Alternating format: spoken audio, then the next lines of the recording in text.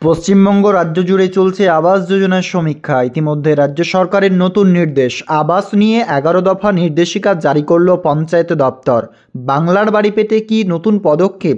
আবাসের ক্ষেত্রে রাজ্যের পঞ্চায়েত সচিব পি উলগানাথন নির্দেশিকা পাঠিয়েছেন প্রত্যেক জেলায়।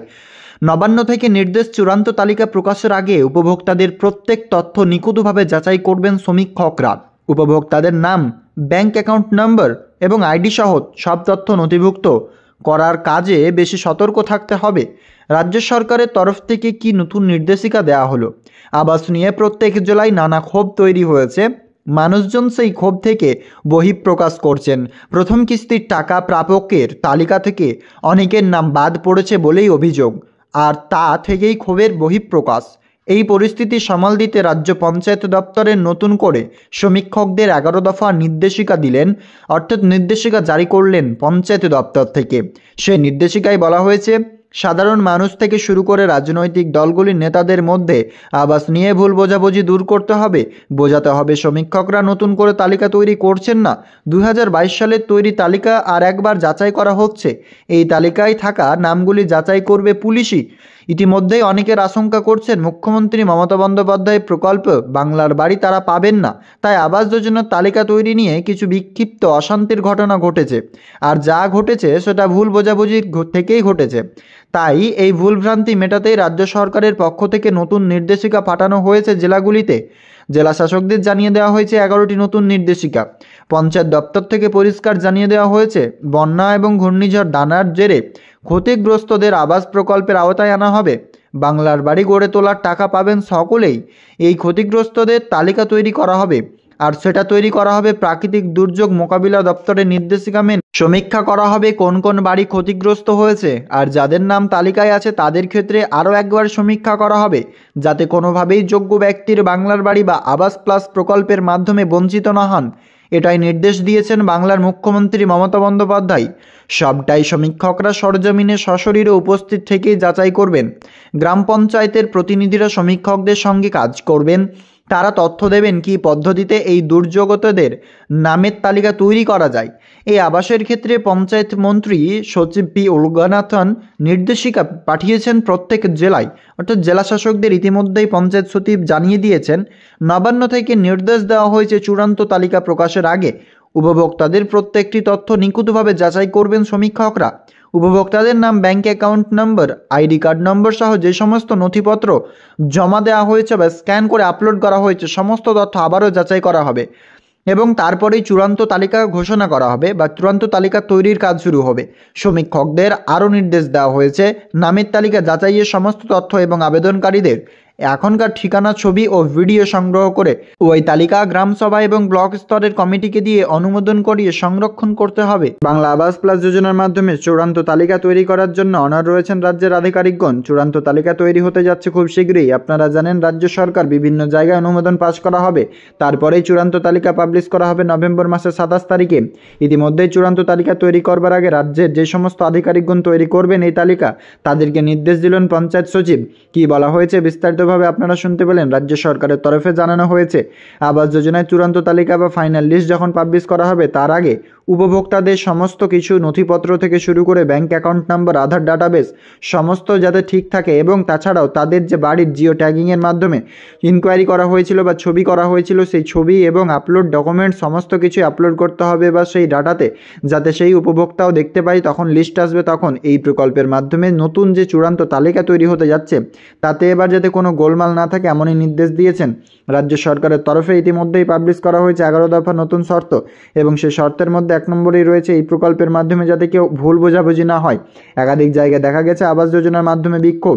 অনেকেই গ্রামবাসীদের অভিযোগ, এবার 2024 সালে হয়তো বা আবাস প্রকল্পের নাম লেখানো যাবে, তবে এমনটা এই প্রকল্পের মাধ্যমে নেই। বাংলা আবাস প্লাস যোজনার মাধ্যমে রাজ্য সরকার যে ঘোষণা করেছিলেন টাকা দেবে, সেটা শুধুমাত্র 2022 সালের সমীক্ষা দেখেই বর্তমানে কাজ হচ্ছে। 2022 সালে যাদের আবাস প্লাস প্রকল্পের মাধ্যমে নাম ছিল তাদেরই বর্তমানে সমীক্ষা চালাচ্ছেন আধিকারিকগণ। রাজ্য সরকার দ্বারা প্রকাশিত বিভিন্ন সময়সূচি, রাজ্য সরকার ঘোষণা করেছিলেন 1 প্রথমবার 21 অক্টোবর থেকে 30 অক্টোবর পর্যন্ত চলবে বাড়ির সমীক্ষা এবং বাড়ি বাড়ি কিন্তু সার্ভে টিম গিয়ে সমীক্ষা করবেন সরজমিনে গিয়ে। 14 নভেম্বর 2024 সালে রিচেকিং বা ক্রস ভেরিফিকেশন চালাবেন আধিকারিকগণ। সেখানে এসডিও, বিডিও, ডিএম, এডিএম সাথে পুলিশ সুপারও থাকতে পারেন। 20 নভেম্বর 2024 তালিকা তৈরির কাজ শুরু করবেন বিভিন্ন আধিকারিক।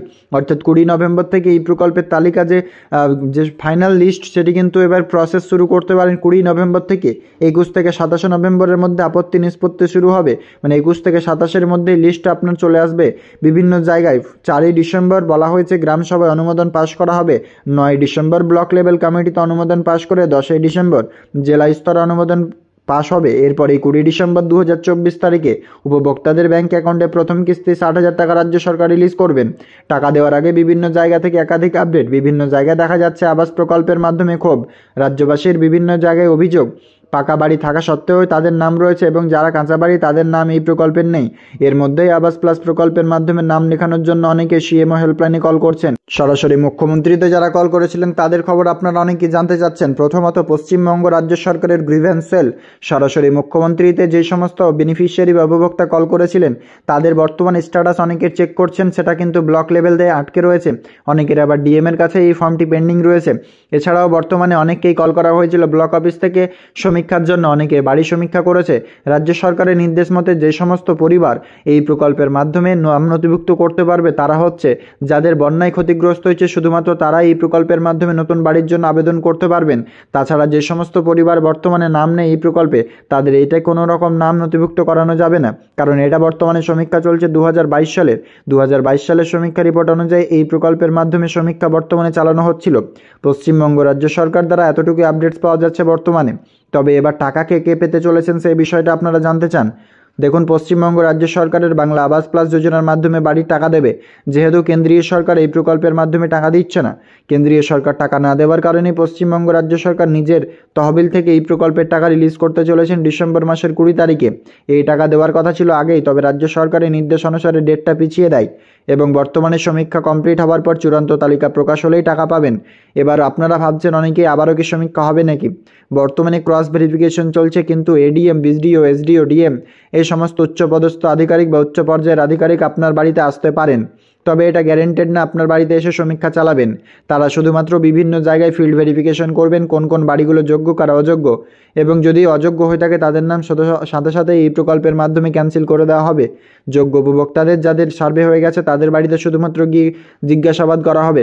বর্তমানে আপনারা জানেন সমীক্ষা কিন্তু শেষ হয়ে গেছে, তবে 5 জেলায় যে উপনির্বাচন ছিল তার পরবর্তীতে সমীক্ষা শুরুর নির্দেশ এখনও পর্যন্ত রাজ্য সরকার দ্বারা অফিসিয়ালভাবে গাইডলাইন পাবলিশ করেনি সেই 5 জেলার জন্য। তবে এবার খুব শীঘ্রই তাদেরও সমীক্ষা শুরু হতে যাচ্ছে। হয়তোবা বিভিন্ন জেলায় বর্তমানে সমীক্ষা শুরু হয়ে গিয়েছে। এবং আবাস যোজনা প্রকল্পের মাধ্যমে আপনাদের যে নতুন নতুন নির্দেশিকা তা আপনাদের সাথে আলোচনা করা হলো। ইতিমধ্যে রাজ্য সরকারের পঞ্চায়েত সচিবের তরফ থেকে 11 দফা নির্দেশিকা জারি করা হয়েছে। যে সমস্ত যোগ্য উপভোক্তা রয়েছে তারাই টাকা পাবেন, তবে কেউ ভুল বোঝাবুঝি করবেন না। এই প্রকল্পের মাধ্যমে নতুনভাবে নাম নথিভুক্ত করা হচ্ছে না। অনেকেই বর্তমানে বিভিন্ন জেলা থেকে দেখা যাচ্ছে এই প্রকল্পে কাটমানির অভিযোগ উঠেছে। এমনকি মালদার মানিকচকে দেখা গিয়েছে 10,000 টাকা নিচ্ছে নাম নথিভুক্ত করবার জন্য। তবে এগুলো সম্পূর্ণ কিন্তু মিথ্যা এবং ভিত্তিহীন, কারণ কোনো রকম 10,000 নাম নথিভুক্ত করা যায় না।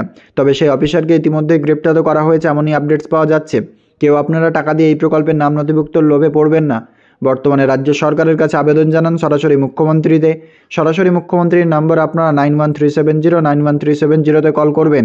তাছাড়া তিনার অফিসিয়াল ওয়েবসাইট রয়েছে, সেখানেই আপনারা নম্বর থেকে শুরু করে যাবতীয় স্ট্যাটাস চেক করতে পারবেন। 11 দফা নির্দেশিকার মধ্যে এমনও বলা হয়েছে যে সমস্ত আধিকারিকগণ চূড়ান্ত তালিকা তৈরি করবেন সেই চূড়ান্ত তালিকায় যাতে কোনো রকম ভুলভ্রান্তি না থাকে এমনই নির্দেশ দেওয়া হয়েছে রাজ্যের পঞ্চায়েত সচিবের তরফ থেকে। যে সমস্ত আধিকারিকগণ এই কাজগুলো করবেন তারা যাতে স্বচ্ছতার সাথে কাজ করে, কোনো রকম অস্বচ্ছতা কাজ না হয়।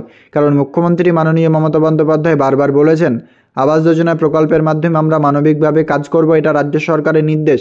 কেন্দ্রীয় সরকারের কোনো নিয়ম মানা চলবে না। বর্তমানে আবাসের সমীক্ষায় যে 11টি শর্ত রয়েছে সেটি কি রাজ্য সরকার নিজেই তালিকা চূড়ান্ত করবে কোন কোন শর্তগুলো পালন করবে বেনিফিশিয়ারি। কিন্তু কেন্দ্রীয় সরকারের নিয়ম হচ্ছে একটা যদি বাড়িতে আপনার স্কুটার থাকে সেক্ষেত্রে বাড়ি পাবেন না, যদি একটা কোনো দেয়াল থাকে ইটের সেক্ষেত্রেও কিন্তু আপনি বাড়ি পাচ্ছেন না। কিন্তু রাজ্য সরকার জানাচ্ছেন যদি একটা পাকা দেয়াল থাকে কিন্তু বাকি পুরো বাড়ি কাঁচা, সেক্ষেত্রে সেই উপভোক্তাও এই প্রকল্পের মাধ্যমে যোগ্য। রাজ্য সরকারের এই নির্দেশ মেনে রাজ্যের আধিকারিকগণ সমীক্ষা চালিয়েছে। তবে বিভিন্ন জায়গায় আপনার আপডেটস আসছে এই প্রকল্পের মাধ্যমে আপনাদের বাড়ির নাম নেই, কিন্তু আপনারা অথচ এই প্রকল্পে আপনাদের বাড়ি পাওয়ার যোগ্য, আপনারা গরিব। অনেকে এমন কিন্তু হোয়াটসঅ্যাপের মাধ্যমে যোগাযোগ করছেন, তাই আপনাদেরকে এই ভিডিওর মাধ্যমে জানাতে চাই, রাজ্য সরকারের এই প্রকল্পের মাধ্যমে যদি আপনি নাম নথিভুক্ত করাতে চান অবশ্যই আমাদের হোয়াটসঅ্যাপ গ্রুপে যোগাযোগ করবেন। সেখান থেকে সরাসরি মুখ্যমন্ত্রীতে কি আপনি বলবেন, নম্বর কোথায় পাবেন, কোথায় কবে যোগাযোগ করবেন, এবং এছাড়াও আপনাদের যেটা সমস্যা বর্তমানে হচ্ছে যে আপনারা এই প্রকল্পের নাম নথিভুক্ত করবার জন্য বা অভিযোগ জানানোর জন্য সরাসরি মুখ্যমন্ত্রীতে কল করছেন কিন্তু কারো ফোন রিসিভ করছে না, সম্পূর্ণ ব্যস্ত সবসময় বলছে। সে কারণেই রাজ্য সরকার দ্বারা এখনও গ্রিভেন্স সেলকে বর্তমানে স্টপ করে দেওয়া হয়েছে। পরবর্তীতে যখন পুনরায় শুরু হবে আপনি অভিযোগ জানাতে পারবেন। এছাড়াও বর্তমানে ব্লকে বিভিন্ন গ্রিভেন্স সেল খোলা হয়েছে, সেগুলোতেই আপনি আপনার দরখাস্ত জমা দিতে পারবেন। এছাড়া বর্তমানে সরাসরি মুখ্যমন্ত্রী হচ্ছে সবথেকে বেস্ট প্রক্রিয়া এই প্রকল্পের অভিযোগ জানানোর জন্য। এছাড়াও রাজ্যের বিভিন্ন প্রকল্পের মাধ্যমে অভিযোগ জানানো যায় সেই জায়গাতে বর্তমানে সেই নম্বর স্থগিত রাখা হয়েছে, কারো ফোন রিসিভ কিন্তু হচ্ছে না, সম্পূর্ণ ব্যস্ত সবসময় বলছে। তাই আপনারা যিনারা এই নম্বরটি নিতে চান কিংবা আমাদের সাথে সরাসরি যোগাযোগ করতে চান, পরবর্তীতে লিস্ট আসলে আপনারা লিস্টও পেতে চান, তার জন্য আমাদের সরাসরি হোয়াটসঅ্যাপ গ্রুপে জয়েন করে পার্সোনাল SMS করুন বিভিন্ন আপডেটসের জন্য। রাজ্য সরকারের নির্দেশ মতে বাংলা আবাস প্লাস যোজনার মাধ্যমে চূড়ান্ত তালিকা তৈরি হতে যাচ্ছে খুব শীঘ্রই, এবং সেই চূড়ান্ত তালিকা আপনারা কিন্তু পেয়ে যাবেন। তবে পরবর্তীতে ওয়েবসাইটে অ্যানাউন্সমেন্ট করবে কিনা সেটা নিয়েই চিন্তা। অনেকেই বলছেন যে নতুন তালিকা কোথায় পাবো, যে সমস্ত আধিকারিকগণ রিলিজ করবেন তারপরে বোঝা যাবে, সেটি আপনি ব্লক স্তরে পাবেন না, সেগুলো অনলাইনের মাধ্যমে দিয়ে দেওয়া হবে। যদি অনলাইনের মাধ্যমে দিয়ে দেওয়া হয় আমাদের গ্রুপের মাধ্যমে আপনারা পেয়ে যাবেন। তাছাড়া আপনারা আপডেটসটা প্রতিনিয়ত পেয়ে যাচ্ছেন বাংলা আবাস প্লাস যোজনার মাধ্যমে। ইতিমধ্যেই আবাস প্রকল্পের মাধ্যমে আর সমীক্ষা বর্তমানে হবে না। যে সমস্ত উপভোক্তাদের বর্তমানে সমীক্ষা হয়ে গেছে তাদের অনলাইন পোর্টালে নাম এন্ট্রিও হয়ে গেছে, কারণ আপনারা জানেন যখন নাম আপনাদের সমীক্ষা করা হয় তখনই এন্ট্রি কিন্তু করে দেওয়া হয় তাদের সার্ভে ফর রুরাল হাউজিং অ্যাপ্লিকেশনে। তার পরবর্তীতে বর্তমানে ক্রস ভেরিফিকেশনের কাজ চলছে, রাজ্যের আধিকারিকগণ আপনার বাড়িতে গিয়ে ক্রস ভেরিফিকেশন শুধুমাত্র করাবেন। তবে ক্রস ভেরিফিকেশনে অনেকের নাম বাদ গিয়েছে এমনই অভিযোগ।